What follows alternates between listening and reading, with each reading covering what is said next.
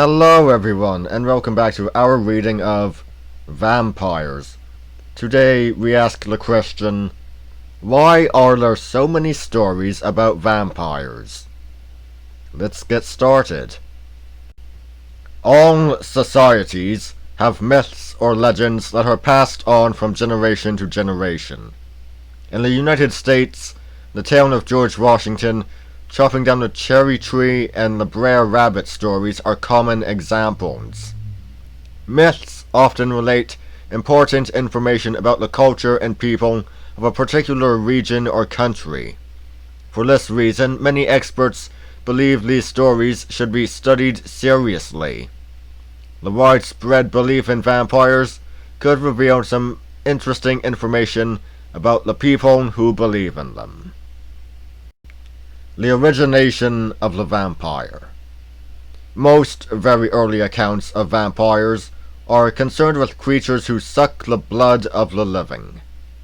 Devendra P. Varma, who has traveled extensively in India, Nepal, and Tibet, believes that the Indus River Valley of this region may be where the vampire myth originated. She has found wall paintings and carved figures representing vampire-type gods that date from 3000 BC. The pictures show vampire gods with green faces, pale blue bodies, and prominent fangs. The Nepal Lord of Death, for example, holds a skull cup filled with blood and stands on a hill of skeletons in a sea of blood. Other Indian vampires are the ancient Rakshasas. The name means destroyers. These characters appear in the Vedas, the oldest religious books of the Hindus in India, dating from as early as 1500 BC. Hindus also believe in Lengsur, a beautiful woman who died of grief after learning that her baby was born dead. She wears an exquisite green gown. Her long black hair flows down to her ankles. It hides the hole in the back of her neck through which she sucks the blood of babies. In order to stop Lengsur, one must cut her long nails and hair and stuff her locks into the hole in her neck. A woman who dies in childbirth may become like Lengsur, unless someone places beads in her mouth, eggs under her armpits, and needles in her palms. These steps prevent her from shrieking, flying, and grasping victims. Malaysians believed in a frightful monster vampire called a Penanggalan. One legend says that a woman startled during her prayers accidentally kicked herself so hard in the chin that the skin split around her neck and her head became detached from her body. Attached to the head were her stomach and intestines, hanging down in strings. Some say she enters the body of a woman and uses that body to feed on the bodies of children. Others believe that in her hideous form she flies to her victims and seizes them with her teeth as she drains their blood. Malaysians protect themselves by hanging thorny jeruju leaves at the doors and windows of houses where a child has been born. They believe the Penanggalan will not try to enter their homes for fear of catching her delicate intestines on the prickly leaves.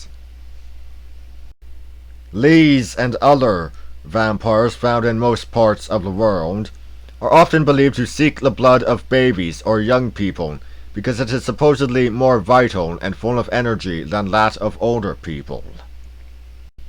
These beliefs, all strange and all different, have one thing in common: the fear that powerful creatures can drain the lifeblood of the living. Blood is the essence of life. Loss of blood can cause death. Vampires steal life. supposedly so that their own unnatural lives can continue. Believers in vampires then may have thought that drinking blood could bring a person back to life. An example of this belief is found in Book 17 of the late medieval epic Morte d'Arthur by Thomas Malory. In the story, Sir Galahad, Sir Percival, and Percival's sister arrive at a castle. A princess who lives in the castle suffers from an ailment for which her physician has prescribed bathing in the blood of a pure maiden. Whenever such a maiden passes by, therefore, the knights of the castle demand a dish full of her blood. Percival's sister, thinking a full dish is not so much, gives her blood and dies. Percival and Galahad then find bodies of many maidens who likewise bled to death for this sick lady.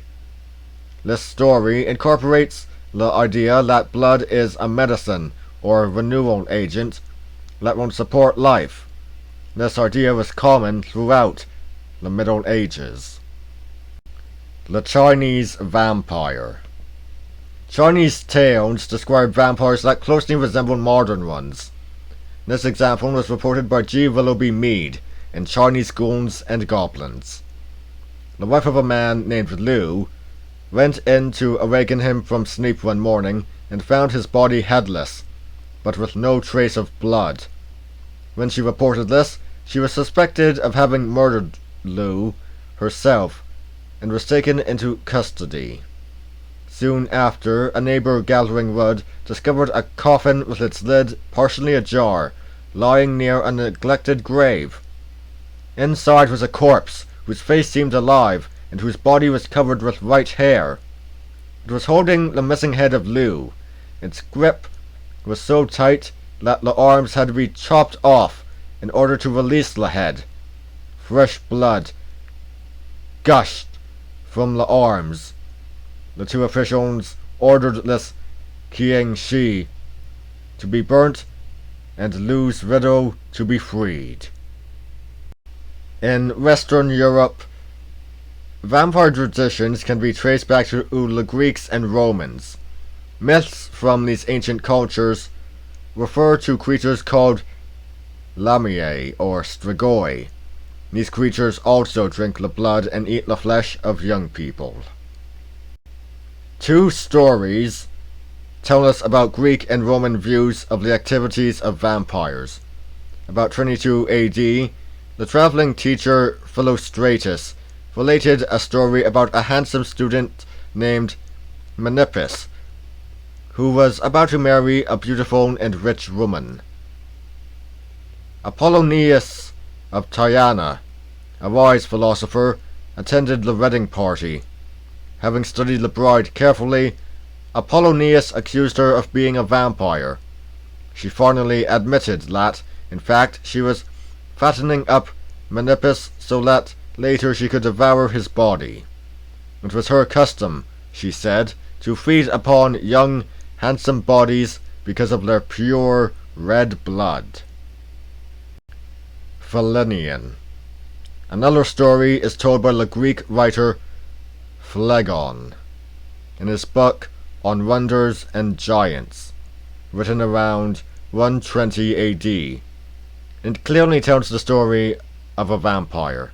6 months after a girl named Philenion died, she returned to her parents' home to visit Machates, a guest who was using her old room. She came at night and was gone by dawn. She even left him a gold ring and a ribbon that had been buried with her. Convinced by these tokens that their daughter was not really dead, the parents waited in hiding for Philenion's usual visit to Machates.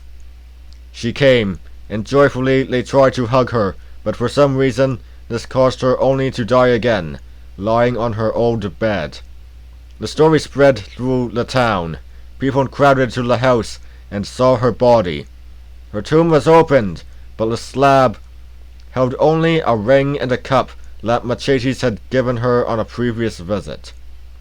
She was not replaced in her vault, but burned to ashes outside the city walls. The local priests then performed some rituals to purify the town, but poor Machetes killed himself because he had lost his love. This story reveals that vampires may not always be deadly. Some seem simply to wish to return to the home they lived in while alive. The motive of love is a fairly common theme in vampire stories. In some cases, a vampire's visit may result in his or her former spouse's death. In others, the vampire simply seeks to enjoy the affectionate companionship he or she had while alive. Some vampire researchers have argued that the hickey or love bite is related to the more serious bite of the earnest vampire.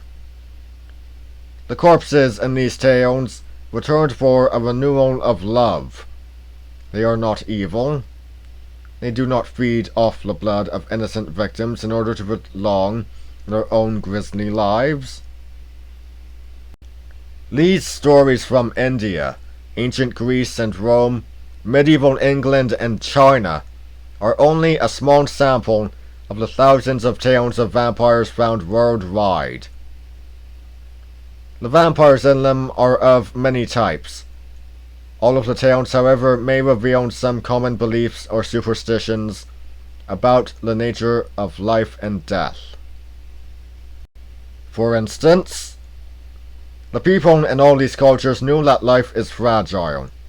Death was feared, and what happened after death was unknown. In addition, the supernatural world seemed filled with dangerous creatures. These powerful creatures from the realm of death could steal the lifeblood of the living.